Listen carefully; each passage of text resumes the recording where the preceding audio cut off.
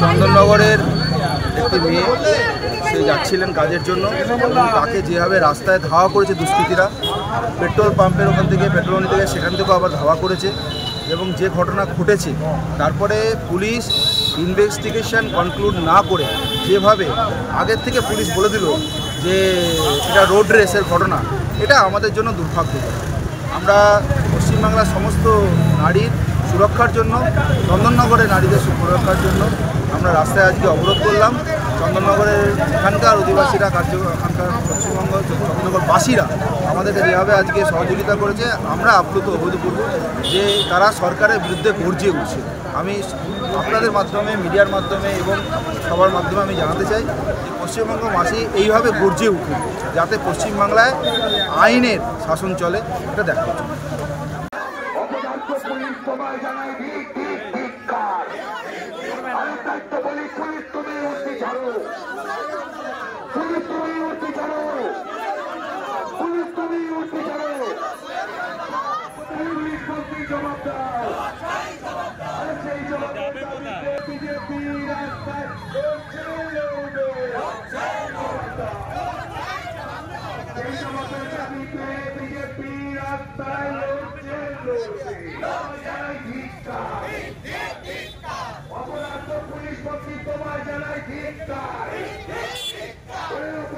মুখ্যমন্ত্রী তোমায় জানাই ধিক্কার।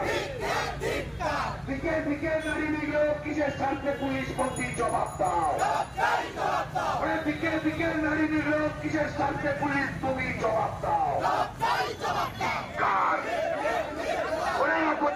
মুখ্যমন্ত্রী তোমায় জানাই ধিক্কার।